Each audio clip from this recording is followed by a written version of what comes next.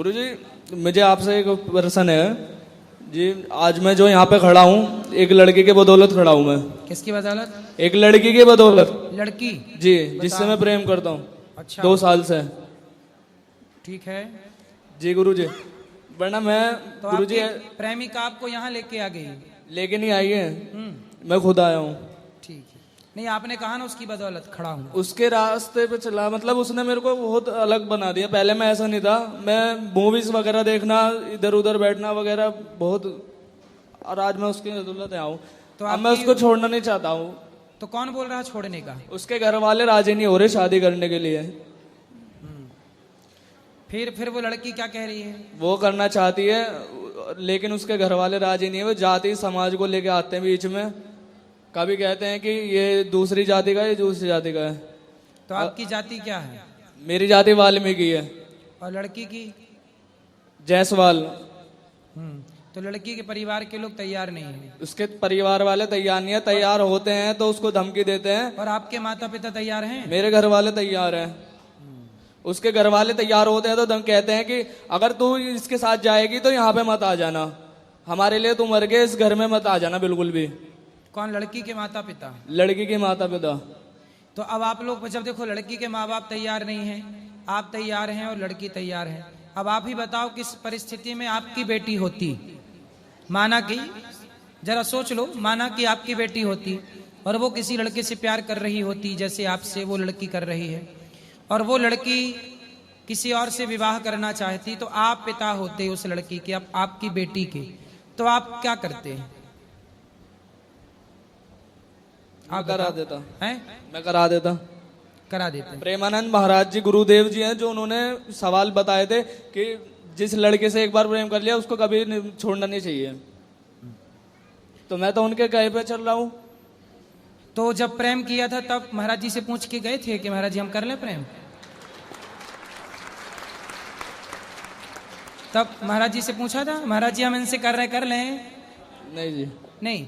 जब कर लिया अब तो फिर उसके माँ बाप, आप बताइए उस लड़की पे आपका अधिकार ज्यादा है कि उसके माँ बाप का अधिकार ज्यादा है? माँ बाप का अधिकार ज्यादा है। मैं तो उसको कुछ कहता ही नहीं। मैं तो कहता हूँ कि अपने घर वालों से बात करो, लेकिन घर वाले उसके बार बार इस तरीके की बातें बोलते हैं। यदि घर वाले तैयार हो जाएं, सब राजी मर्जी है तो कर लेने में कोई बुराई नहीं है। राजी है उनकी, लेकिन बस वे समाज का डर ले रहे हैं कि जातियों के समाज का। आपको ये समझना चाहिए कि सब राजी मर्जी है तो कोई दिक्कत नहीं, पर लड़की के माता पिता राजी मर्जी नहीं है तो फिर नहीं करना चाहिए, क्योंकि लड़की पर या लड़के पर आपसे ज्यादा और किसी लड़की से ज्यादा आपके माता पिता का अधिकार है।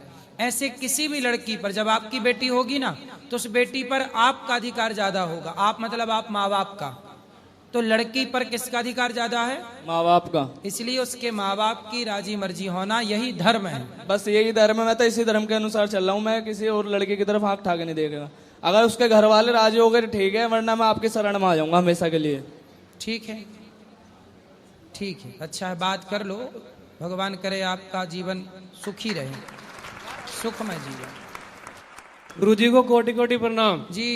मेरा प्रश्न ये है कि मैं नोएडा के भंगेल गांव से बिलोंग करता हूँ जी। और मेरा प्रश्न ये है कि मेरे अंदर ना, जैसे उन भाई ने बोला कि क्रोध बहुत ज्यादा मेरे को आ जाता है, मेरे को भी आता है, पर मैं कभी किसी पे चिल्लाता नहीं हूँ। ऐसे कि जैसे पापा पे चिल्ला दिया, मम्मी पे या बहन पे चिल्ला दिया। होता क्या है कि पापा कभी कभी होता है ना कि बिना वजह चिल्ला देते हैं, पिता बेटे के ऊपर ऐसे ही चिल्ला देते हैं, कभी कभी किसी और का गुस्सा उतार देते हैं। सही है। तो मेरा मन करता है कि मैं भी उनको बोल दूं कुछ अचानक से एकदम कि ऐसे करके मैं अपने आप को कंट्रोल कर लेता हूँ उस टाइम। तो फिर बाद में सोचता हूँ कि मैंने ऐसा नहीं बोला, मैंने अच्छा किया। तो इस चीज का ना वो चीज कंट्रोल नहीं हो रही है, तो उसको कंट्रोल कैसे करूं मैं समझ में नहीं आ रहा। तो आपके पिताजी आपको डांटते रहते हैं? नहीं, ऐसा नहीं है कि डांटते रहते हैं। मतलब डांटते हैं कभी कभी। मतलब ऐसा होता है ना कि मेरे अंदर भी पिताजी, मेरे पिताजी के जीन्स हैं मेरे अंदर भी। सही है। तो उस चीज का मेरे को दिखाई देता है कि मेरे जैसे मैं गुस्सा करता हूँ ना दांत भींच के, तो मेरे पापा भी ऐसे ही करते हैं। तो उस चीज को सोच के मैं मतलब भूल जाता हूँ कि छोड़ो क्या बोलूं। हाँ, तो पिता को क्या जवाब देना है? कोई जवाब जरूरत नहीं है। पिता को बोलने दीजिए, आप कुछ मत बोलिए। उस समय आपकी समझदारी यही है कि आप चुप रहें। तो ये चीज आगे के लिए कंट्रोल नहीं हो रही ना। मैंने बहुत बार कोशिश भी कर ली। देखो, जो व्यक्ति अपने को कंट्रोल नहीं कर सकता वो सबको, समाज को क्या कंट्रोल करेगा। इसलिए किसी को ना जानो, किसी को ना जीतो। जानना है तो खुद को जानो और जीतना है तो स्वयं को जीतो। हम अपने क्रोध को जीतें, यही तो चुनौती है। इंसान के आगे चुनौती क्या है? मंगल तक जाना चुनौती नहीं है, चंद्रमा तक पहुंचना चुनौती नहीं है, स्वयं को जान लेना और स्वयं को जीत लेना चुनौती है। मंगल तक जाना, जो मंगल तक गए, चले गए, पूछिए उनसे कि क्या खुद को जीत पाए? खुद को जीत लेना मंगल पे जाने से, चंद्रमा पे जाने से ज्यादा कठिन काम स्वयं को जीत लेना है। जो स्वयं को जीत लेता है उसके जीवन में मंगल हो जाता है, उसे मंगल पे जाने की जरूरत नहीं है। धन्यवाद गुरुजी, धन्यवाद जी। गुरुजी आपके श्री चरणों में कोटि कोटि प्रणाम इस दासी का। जी। और गुरुजी मेरा प्रश्न ये है कि खाटू श्याम बाबा किस मतलब क्या कृष्ण से शीश कैसे दान दिया था? बर्बरीक जी ने भगवान से कहा कि हम कुछ ही बाणों में युद्ध जीत सकते हैं महाभारत का। तो भगवान ने कहा चलाओ, तो एक बाण से उन्होंने सारे पीपल के पत्तों पर छेद कर दिया। जी। तो भगवान ने कहा कि भाई तुम साथ किसका दोगे? तो उन्होंने कहा कि जो पक्ष हारने लग जाएगा उनका साथ दे देंगे। तो भगवान समझ गए कि हारेगा तो दुर्योधन, और आप जैसा योद्धा दुर्योधन का साथ देगा तो दुर्योधन की ताकत बढ़ेगी, वो मिसयूज करेगा ताकत का। तो सिर काट दिया भगवान ने। तो कटा हुआ सर पूरा महाभारत देखा। बाद में भगवान ने अपना नाम दे करके, मेरा नाम श्याम आज तुम्हें देता हूं और तुम खाटू में जाकर के रहो और सदा मेरा स्मरण करते रहो, जो भक्त आए उन पर कृपा करते रहो। तो तब से नाम पड़ गया खाटू श्याम। तो भगवान कृष्ण की कृपा से ही उन्हें ये सब कुछ प्राप्त हुआ। तो कृष्ण भगवान और खाटू श्याम बाबा अलग हैं? हाँ, अलग अलग हैं, अलग। पर भगवान ने अपनी ताकत, अपनी शक्ति और अपना नाम उन्हें दे दिया। वो बर्बरीक हैं, पर भगवान की शरण में, भगवान के भक्त हैं वो, और भगवान ने फिर अपनी शक्ति प्रदान कर दी। गुरुजी आपको जो मैं स्टूडियो में देखती थी, न्यूज चैनल देखती, मुझे इतना दिल धक धक करता था। मैं जब मेरे पति जी न्यूज ज्यादा देखते हैं तो आपके जो देखते थे स्टूडियो में तो बहुत दिल धक धक। देखो कैसे कैसे लोग हैं कि गुरुजी को कितने क्वेश्चन कर रहे हैं कि कितना अच्छा काम कर रहे हैं मेरे गुरुजी। और गुरुजी मैं चरणोदक चाहती हूँ आपका, मैं आपका चरणोदक लेना चाहती हूँ। ठीक है मैया, आप तो आशीर्वाद दो। गुरुजी मैं सुबह आपका चरणोदक ले सकती हूँ? आप आशीर्वाद दो हमें, बस सेवा करते रहें बस।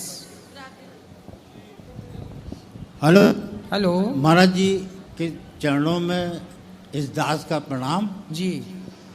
आपसे सुबह बात हुई थी हमारी कि हमें कविता आपको कुछ सुनाना है। बिल्कुल सुनाइए, कविता आप कवि हैं। हाँ। सुनाइए।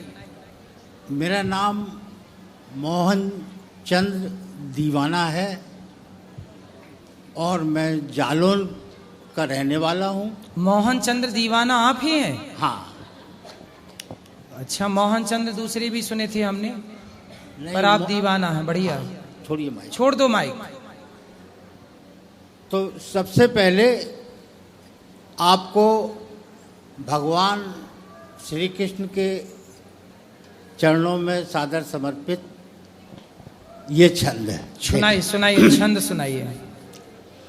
कोमल कपोल कारी कजरारी कोर कढ़ी, कोमल कपोल कारी कजरारी कोर कढ़ी, कुंचित है केश काले किशन कन्हाई के, भाल सोहे मुकुट वाह। मुकुट में मयूर पंख, कानन में कुंडल सुहावे यदुराई के, वाह। निरख के अंग अंग कोटि कोटि भी अनंग, वाह। निरख के अंग अंग सुंदर। कोटि कोटि भी अनंग, नत नत जावे आगे बाकी तरुणाई के, सुंदर। ऐसे मनमोहन पे वारी वारी जाए अली, भयो है अधीन विश्व जाकी प्रभुताई के। वाह। भयो है अधीन विश्व जाकी प्रभुताई के। सुंदर। एक छंद राधा जी के चरणों में सुंदर। सादर समर्पित।